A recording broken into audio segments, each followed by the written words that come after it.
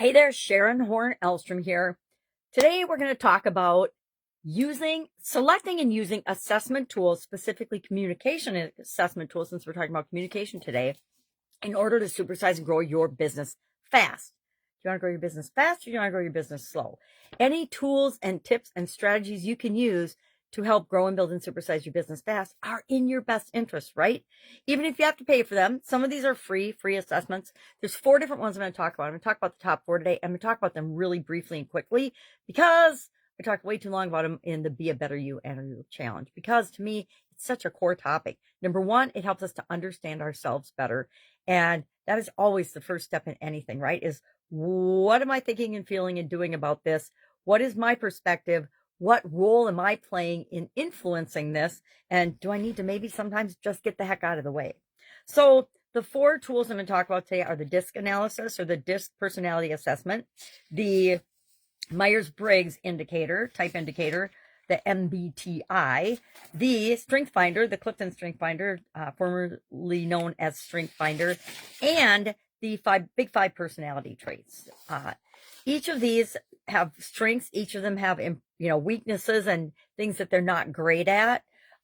Myers-Briggs is the one I personally have the most experience with. My dad was an executive at 3M, Minnesota Mining and Manufacturing. We call it 3M in this neck of the woods. He brought this home. He brought the assessment home. He was exposed to it and was looking at it for the people that work in his division back then.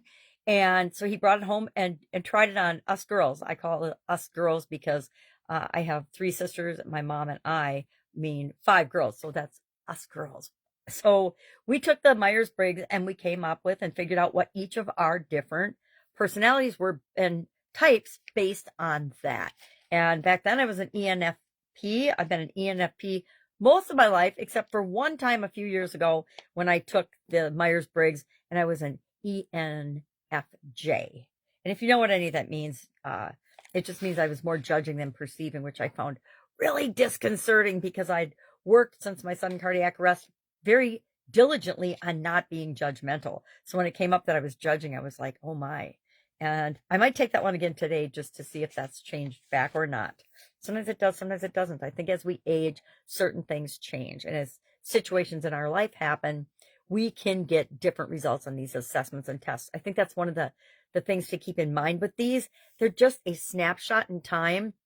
And what really helps us to learn more about ourselves is if we do them on a regular basis or over and over again, or we add different types of tests and assessments. I haven't not done a couple of these in a while, so I might do a couple of them today just to get a baseline of where am I at right now in the beginning of 2025.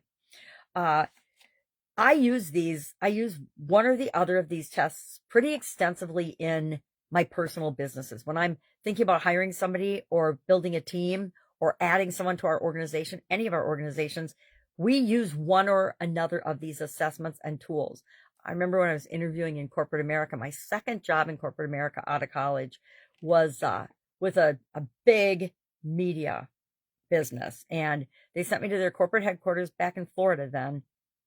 And I did like a week-long personality psychoanalysis testing, skills testing, just an entire week of intense testing and assessments. What I didn't like is I didn't get the results back. They didn't share the results with me. They just hired me, right? And I guess it reinforced their hiring decision.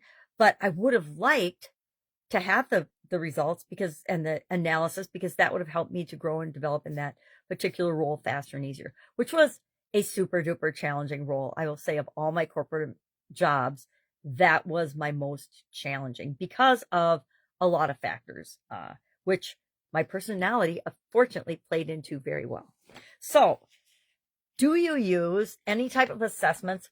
We use them for hiring. After we've hired someone, we make our analysis. And again, I was already hired and paid for and sent to the company. But then I got my specific offer letter after all of this analysis, which was cool because I got a $40,000 signing bonus back in the day when $40,000 was a whole lot of money. At least to me it was. So, excuse me.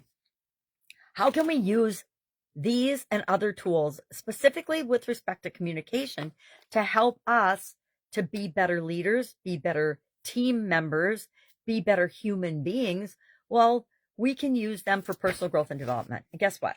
The one person that we have the most control over in the whole wide world is ourselves. Actually, the only person we have control over in the whole wide world is ourselves. So if we become a better version of ourselves all the time and set the example for other people by the way we behave and act and communicate, other people will do the same. They'll come on board. If you are an excellent speaker, that encourages other people in your organization to increase and become better speakers.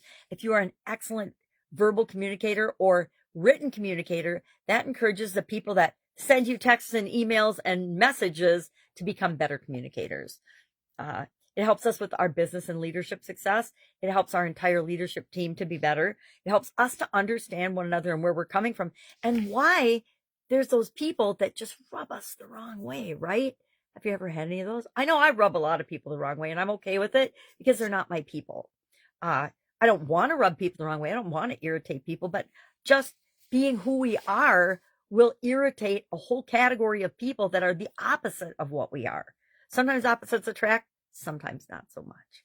So curious, have you done any of these type of assessments? And if so, which was your favorite?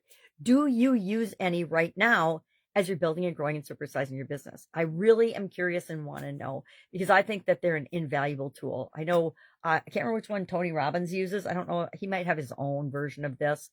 I think he does. But he uses them with all the people that he coaches, right? He encourages everybody to take them so that he can be a better coach to people. All right. That's it. That's it for today. Go out, make it an awesome day. Share in the comments below. Any questions, ask. Otherwise, I'll be with you tomorrow.